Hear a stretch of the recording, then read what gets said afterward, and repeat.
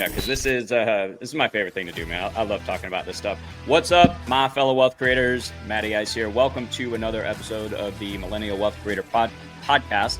I am joined by one of my mentors. You may or may not know that, but a mentor of mine and a new good friend that I actually had the honor and privilege of meeting at the Life 180 Aligned Wealth Experience, and we connected and we were talking about the wealth building journey, different phases of it.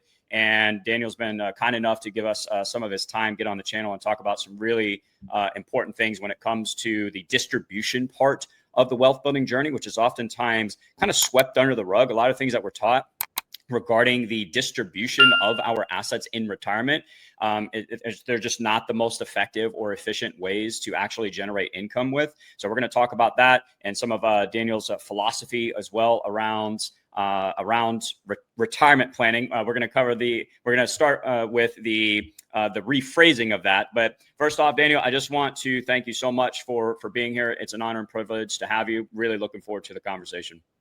Yeah, Matt, thanks so much, man. I'm honored to be here. And that means so much. You consider me a mentor. I really do consider you to be a good friend. I'm glad I got to spend the time in Scottsdale, and I'm looking forward to today. So Thanks for having me on. Absolutely. So I figured the way that we could kick this off, I'm just going to, like I told you before, I'm just going to use a bunch of notes that I took from your book. So guys, Daniel wrote a book called Buy Back Your Life. All right. We'll link it down in the description. There it is right there. I read half of it on the plane and then the rest on the way back, and then the rest the next day. I couldn't put it down. What I loved about it was how you simplified the retirement planning process, I guess. This idea of what you call actually future cash flow planning. I think that gives us some really good insight into your philosophy around this word retirement. I'm also not a really big fan of that word. And I think when you rephrase it as future cash flow planning, I think that triggers something, right? It gets people to think a little bit differently about the distribution part of the wealth building game. So why don't we start with that? Talk to me about what is future cash flow planning? How did you come up with that? Sure. Well, that's actually, just to give credit where credit's due, that's comes from my good buddy Caleb Williams, who wrote the foreword for my book. And, nice. He was really somebody who kind of opened my mind up to the fact that, retirement really needs to be less of a end goal and more of a beginning to something new. So we always talk about retiring to something, or also I've heard from, other people like Garrett Gunderson, you want to create the life that you don't want to retire from. I think right. A lot of us look at retirement as the goal, the end. That's kind of what we're taught. And, Caleb really was the first one to reframe my mindset on that and say, hey, you know what, this is really about just setting up your future income. In fact, one of my favorite authors, Tim Ferriss, talks about if you boil down our job to really the only thing we're here to do on earth, it's to create a machine that makes income for us. I mean, that's really it, right? Why are we all working? Well, we're working right. to create income. And then we're also working to create enough income that we can save some of that income to create more income for us when we can't work.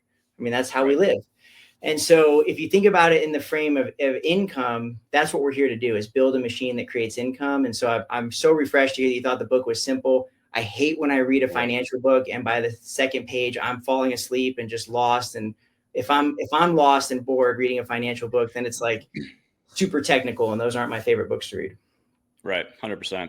I think, if I put my tinfoil hat on here, I think sometimes it's actually designed that way. The system purposely complicates the wealth building process, retirement planning, et cetera. They complicate these things or make it look more complicated than it actually is, so that we much more willingly pass off the responsibility of building wealth to Wall Street advisors and things like that. And there's nothing wrong with having advisors and stuff, right? But a lot of times people are putting their money into things. They have no idea where it's actually invested, how much they're paying in fees. They don't understand how the products work. And it's because it seems so complicated. But when you just like the way you broke it down, it's actually a lot simpler than people think it is. But I think it's intentionally made more complicated so that we keep our money in these plans and in the stock market and stuff. Again, nothing wrong with them, but I'm more of I have more of a perspective that the system is designed to extract as much wealth from us as possible for as long as possible. And it doesn't teach us the most effective and efficient ways to create income, right? And we're going to get into some specific strategies for that in a minute, guys. But one thing I did want to expand on a little bit that you mentioned that I think is brilliant and really powerful for people to understand is, what is the point of wealth accumulation? Like, why are people contributing to something like a 401k in the first place? Well, it's not to end up with a big pile of money. It's actually to be able to turn that into income. Okay. Because if you have a big pile of money, you got a really fancy balance sheet. Another book that I read calls it the BS financial plan, a balance sheet financial plan, right? I thought that was pretty good because like a balance sheet plan, it's just bragging rights. Like, yeah, you have this big pile of money, but how is that translating into lifestyle? How is it translating into quality of life? Like, is it actually translating into you living out your golden years? If it is, great. But a lot of the times it's not, because people are not taught the most effective and efficient ways to create that income at some point. Right. So that's why I really like future cash flow planning, because it changes it from I'm going to accumulate as much as possible, which, we want to do, I suppose. But it changes it from that being the most important part to how am I going to create cash flow from this? Because if it doesn't create cash flow, doesn't translate into quality of life, then what's the point? There is no point. Right. Yeah. So I think that's a really powerful part. And the next thing I want to ask you is let's stick on that for just a second. The difference between accumulation and distribution. I've had this conversation with a couple of advisors at this point in my channel, and I think it's a really interesting conversation because a lot of the times people are only taught the accumulation side of wealth. They're not taught the distribution side, which is one of the things that you specialize in. All right. Yeah. And the way I think about it, the analogy I like to give is with football, right? Because football season just started. Okay. So you have an offensive line and a defensive line. They're really good at what they do. But if you were to take the offensive line and all of a sudden swap them over to the defensive line and vice versa, there's absolute chaos because it's a completely different part of the game. It's like ascending the mountain and descending the mountain, right? Yeah. So talk to me a little bit about your philosophy and understanding about the difference between accumulation and distribution and why it's so important that people understand the difference. Yeah, I love that analogy, by the way. I mean, if you think about literally those two sides switching, and they run their first play, and now you have a defensive end throwing their very first pass that they've thrown all season, that's going to be foreign and uncomfortable. And I think that's what I notice most about helping people prepare for retirement is we never practice how it's going to feel to be retired. Like nobody spends time teaching you to practice. Well, how is that really going to feel? How are you emotionally, mentally, how are you physically going to respond to that new lifestyle change? And we're always taught that you want to buy and hold and that always works. And if you look at the equity market or the real estate market since inception, to some degree that's true, right? If you look at it from any point and you were just to hold forever, yeah, it goes up. But what's the problem with that in retirement? Well, it's no longer buy and hold. It's now hold and distribute. And when we're talking about that distribution phase, it's really, really important to understand the psychology of what happens to a human being when you teach them save and grow, don't touch it, don't touch it, don't touch it. Now all of a sudden they're supposed to touch it. It's very difficult. People struggle with it mightily. And I've noticed it from people who are very anxious and nervous about retiring to people who are in retirement who still don't have a grasp on it, to people who are 90 years old who still can't, part with $100 when they're multimillionaires to give to a cause that they really care about, right? So that's a real common problem we see in retirement. And the reason why is no surprise. It's because we've trained people for 30, 40 years to save and accumulate and build and accumulate and don't touch it. And now all of a sudden you flip them like they're offense playing defense, and it's really uncomfortable. It's hard. So, my philosophy on it is you can't take any of it with you anyway, right? I'm somebody who believes in Jesus and an afterlife. And I think, if we're going to heaven, I can't bring any of this money with me. So, what's the purpose of it, right? Well, it's to give and to experience and to use it. And so, that doesn't necessarily mean spend it all on frivolous things. That means, to me, that means good stewardship of the wealth. But, to others, it could just mean, giving to people that need it more than them, or using it to create experiences for people they love, or support things, or do things they always wanted to do, and realize adventures. So whatever that version is for you, that's fine. It's just a matter of how do you give yourself permission to do that. And so one of the ideas I talk about in my book is the core philosophy of making sure that you have a quality amount of guaranteed lifetime income to cover all your basic needs and expenses so that you're always going to be okay. But then another layer of guaranteed lifetime income to cover all the fun things you want to do as well. So for example, if you have 10 grand coming in a month and you only need 6 to live, well, it's your responsibility to go spend that 4 grand, because guess what? Next month, there's another 4 grand overage coming in, another 4 grand overage coming. So it puts you in a different mindset of like, okay, you know what? Now it gamifies it. It makes it fun to say, what can we do with this money that we've created every month? You could save it and put it back on your balance sheet and go add it to the bank if that's, if you don't have an idea for it or you're not intentional about it and you're just like, hey, you know what? I'm not sure what I want to do with it right now. I might need it later. I'll just save it for something bigger. Or you can actually, use it as income and deploy it. And that's where you see people actually trade their money for life experience. So one of the philosophies I talk about in the book is we're really, really good at changing our time into money, but we're really bad at changing our money back into time and life experience. People really struggle with that. It's hard because you always have that fear in your mind, like, well, what if I need this one day? I don't want to run out. And so in the book, that's our philosophy, is we just use Tom Hegna's process that he's always used, one of the foremost authorities on retirement in the world. It says, hey, there's 2 steps. You get enough guaranteed lifetime income. You remove the key risks that could mess up that income. And now you don't have to worry about running out of money. And now you know what you can spend and you can actually enjoy and show up more powerfully. Right. 100%, man. There's so many good things there. Again, that's why I love the book, because it really simplifies this entire process. I definitely want to go into more detail about those 2 steps, some of the key risks as well. I want to stick on the psychology just for a minute here, because I think that's so important. And actually, I have a bullet point here, a note from your book. It's a perfect segue into this. You said where you help people avoid oversaving and underliving. I absolutely love that.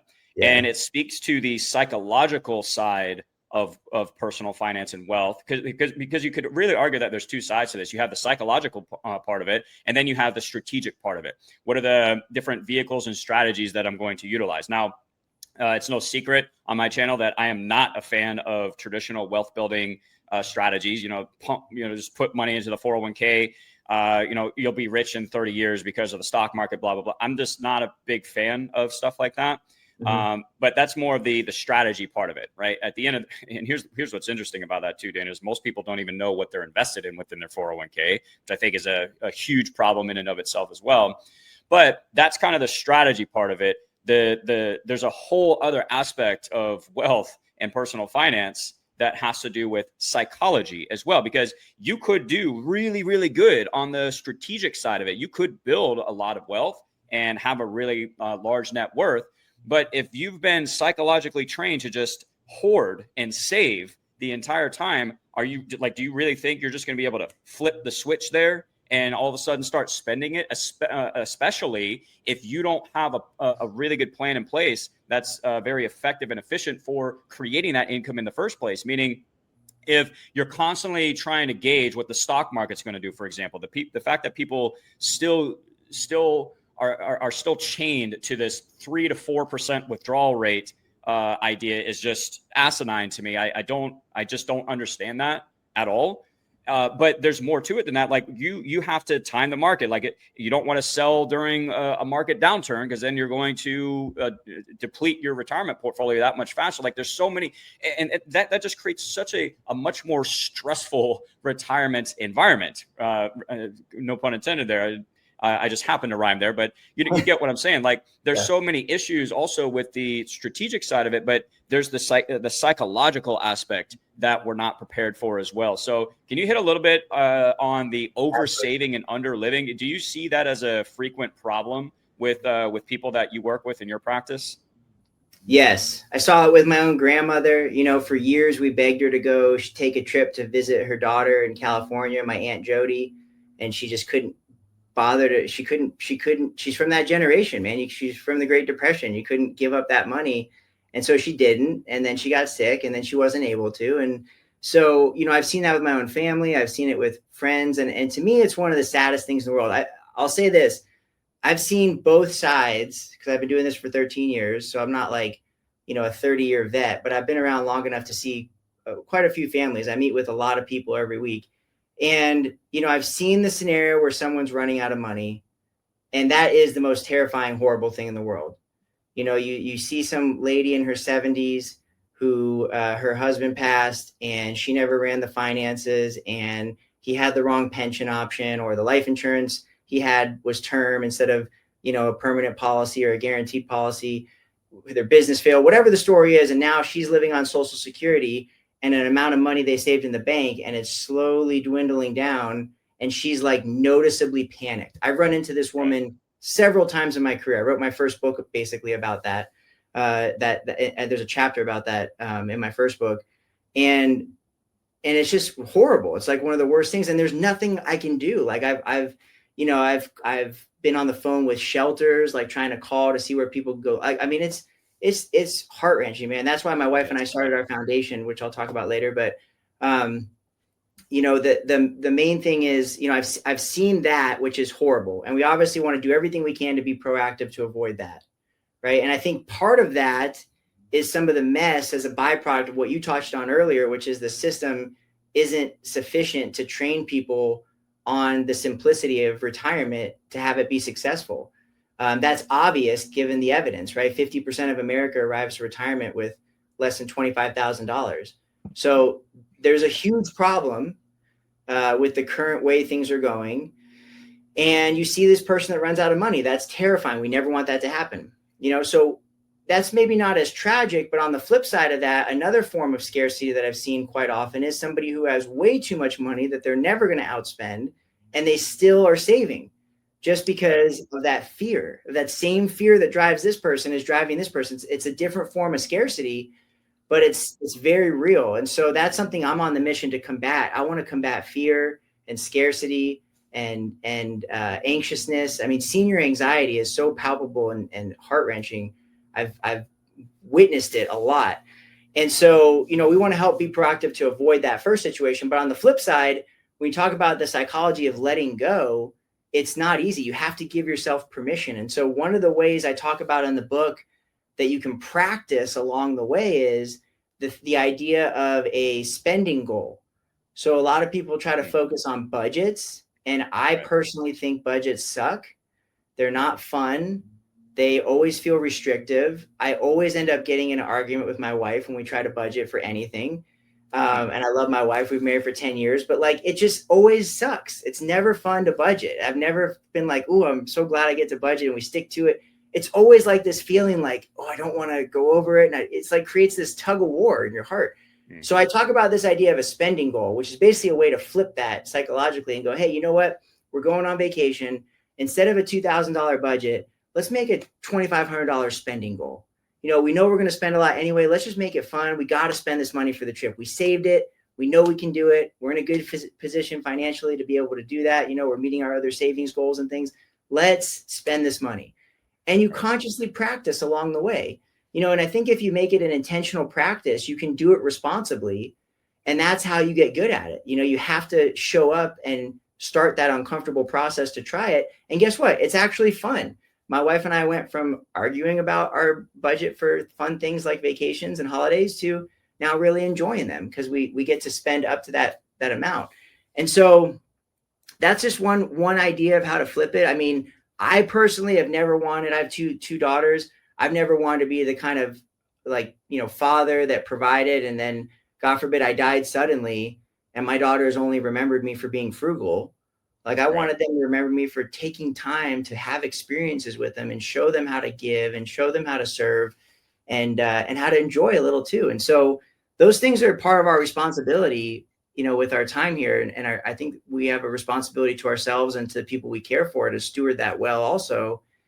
And so it requires being proactive in your process. Otherwise, if you do wait till the end, you end up like that offense all of a sudden playing defense and you're probably going to lose the game. Right. 100%. Yeah, and just touching really quick on the two scenarios there, where you have a scenario where people are ending up in retirement with only $25,000, or I've seen stats where the average 401k balance between 55 and 64 is like between 230, 270,000. Even that, it's like how like people are living so much longer. How are you going to make that last 20, 30 years? So that's an accumulation problem where I'm a huge advocate of this. I teach this in my Millennial Wealth Creator Masterclass, guys. If you want to check it out, I'll link it down below. But one of the first things I talk about, and I share so much of my wealth building journey on the channel, right? Like, but it requires income coming in. Like the more income that you have, the more you're able to use these different assets and strategies, et cetera, to accelerate the wealth building process. But I think the system teaches us to put the cart before the horse, where it's go to school, get a job, get promoted, and put as much as you can in your 401k, and then you'll be rich in 30 years. But in my opinion, a lot of people have absolutely no business putting money into a 401k right now, because that money would be much better served investing it back into yourself in some way, shape, or form, so that you can double your income. So now you can put, if you're contributing $100, $200, $300 a month to 401k, I mean, is that really going to move the needle? Is that really going to get you to where you want? You could argue that's better than nothing, of course, but why not learn how to double your income so you could put $2,000 a month into a 401k? Because now we're talking, and I'm not a huge fan of 401k, but my point is we're taught in the accumulation part of it, we're taught to start putting money away for the future that we're locking up. We don't have access to anymore. We can't use that to invest it back into ourselves, accelerate the wealth building process. It's just kind of stuck there. Whereas if we were to invest that money back into ourselves, we could significantly increase income. And then by the time we do reach that retirement age, we're good to go. All right. So problem number one in accumulation is putting the cart before the horse, not focusing on creating as much income as possible. And then the second phase, distribution, where you mentioned people having a big pile of money, being scared to save it. And I think that comes down to, again, not knowing how to descend the mountain, not knowing how to play defense when you've been playing offense the entire time, because you actually have the resources to create an amazing retirement for yourself. You just haven't been taught how to do it effectively. Right. This whole 3%, 4% withdrawal rate, which most people don't even do. They actually, based off your quote, they underlive, they underspend because they don't want to run out of money. But then, so this is the perfect segue. It's why, so we're going to bring this full circle. This is a perfect segue into the next part, which is this step one of your process, guaranteed retirement income. Like if you were guaranteed to never run out of money, how would that change how you show up in your life, in retirement, whatever, right? Like if you didn't have to time the market, if you didn't have to worry about market downturns, none of that, and you were guaranteed income for the rest of your life, how would that change things for you during your retirement? I think one of the things that it would do, Daniel, is what you mentioned earlier, change, like switching from a budget to a spending goal. You gave the example earlier, like if you were guaranteed $10,000 a month and your living expenses are only $6,000, now you have a spending goal of $4,000. That all of a sudden becomes fun and exciting. Who gives a crap what the market does? I've got $10,000 coming in, or $5,000, whatever number, right? Yeah. And that's the segue. That's how I want to transition to the next step here. Step number one, guaranteed retirement income. Okay, so my biggest frustration with the distribution part of building wealth that we are taught is this 3 or 4% rule. We're now going to sell off assets from our portfolio. Like our portfolio is a good accumulation vehicle. It's a terrible distribution vehicle. And I don't know why people still do it. It just doesn't make sense. Why be constricted or confined to a 3 to 4% withdrawal rate when you can have 7 or 8 by just changing the vehicle that you're using to create income? So why can't we combine something like the market to accumulate wealth and then take a portion of that, put it into something like an annuity, which is arguably the best, just number one income vehicle on the planet? It's just, there's nothing that even comes close to it.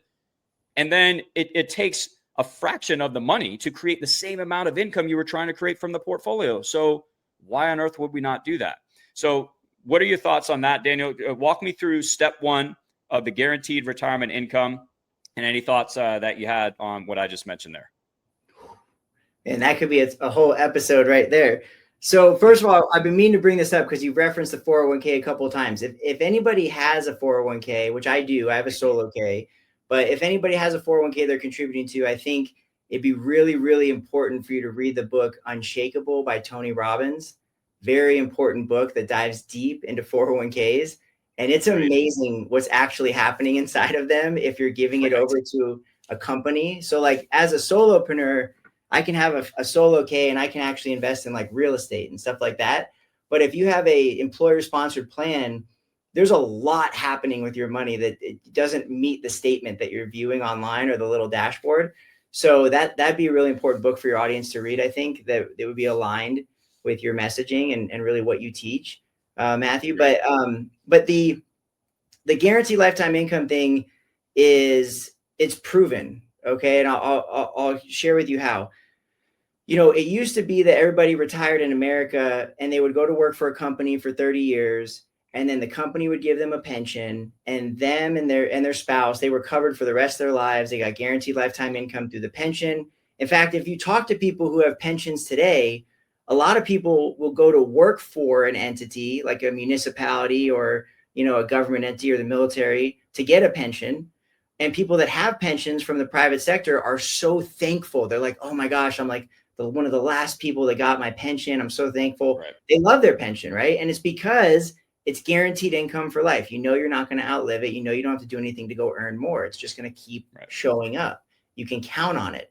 And when people retired in America that way, we had a much higher standard of living and quality of life. Then in the late 80s and early 90s, we switched from defined benefit to defined contribution, which is pension, to 401k.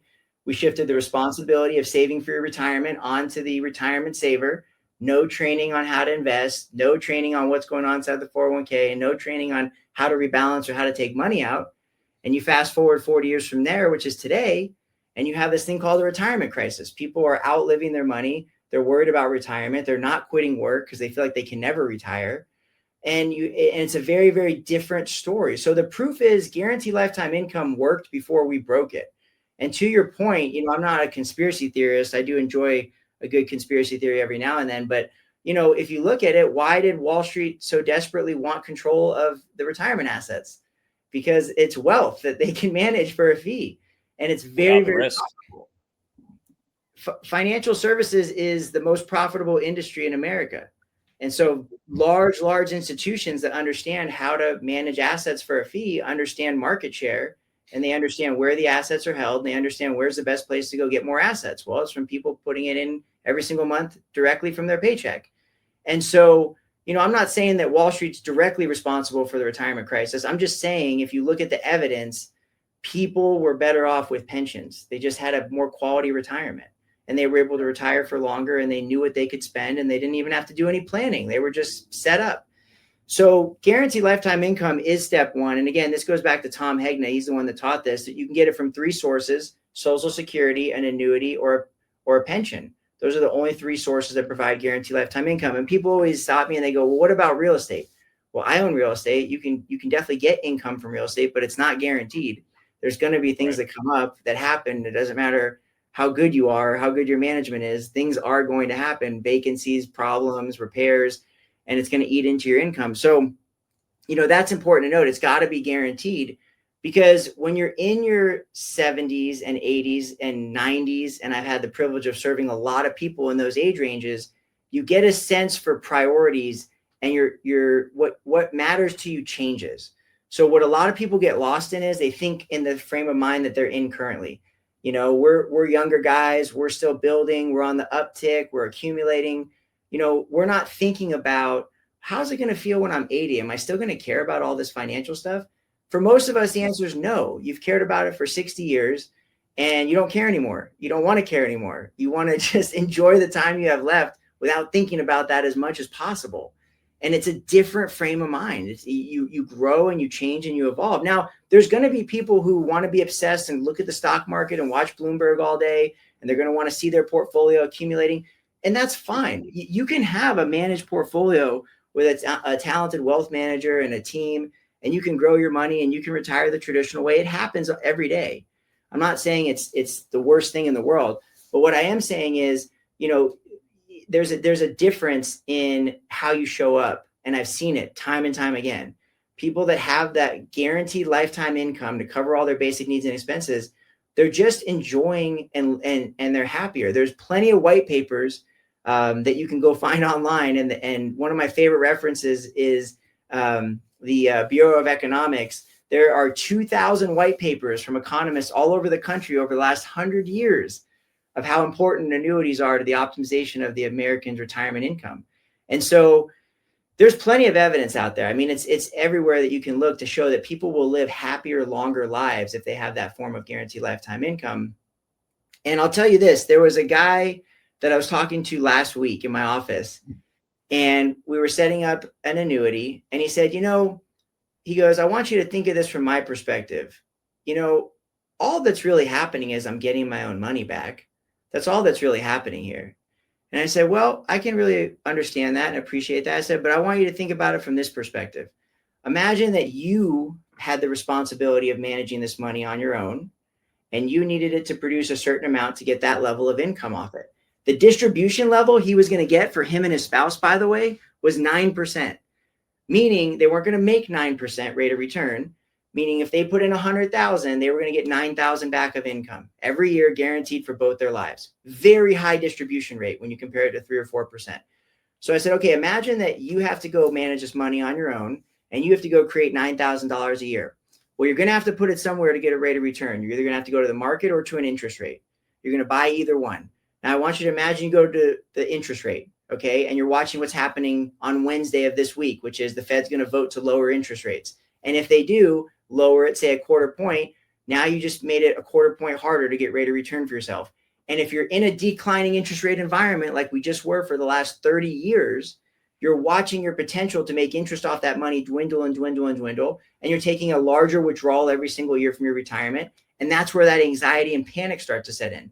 Imagine you go to the market and you do have a bad year, which they come up occasionally. Typically the market does really well, but let's say you have a down year and you lose 30% of your money. Now, how do you feel about taking income out of your portfolio? So you're not just getting your own money back. You're also getting the resource of having this money professionally distributed. That's what an annuity is. It's a distribution vehicle. It's built for income, like you said.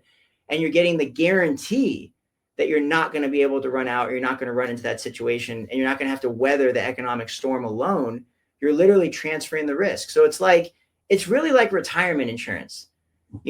Nobody buys a home and starts a little savings account in case their house burns down. You just buy the insurance, right? Because why do you do that? Well, you as an individual can transfer risk to an entity that's built to manage that risk and get rid of it for you. Whereas as an individual, it's way too high of a risk to weather on your own. So you pay the premium, you get the fire insurance, and you're covered. It's the same thing with an annuity. How do you know as an individual you're going to be able to navigate the next 30 years of economic circumstances, and you're not a professional investor, or you have to put all your trust into one individual to do that for you? Well, that's a very scary prospect. Why not just buy the insurance that you're going to be okay and have a happy life? So that's the importance of guaranteed lifetime income. I try to keep it concise, but I could go on. Yeah, well, we'll definitely, we're coming up on the hour here. I know you got another meeting, so I want to be respectful of your time. We'll go ahead and start to wrap up. We could definitely do multiple episodes on this stuff. If you're open to it, I'd love to have you on. This is so fun. Yeah. And just one thing on that really quick. You mentioned like, if people want to, when you're in retirement, if you still want to, if you get excited about the stock market and managing a portfolio, okay, you can do that. That's fine. But I think what we're really talking about, though, is the majority of people who are part of this retirement crisis, who are just, they don't want to do that.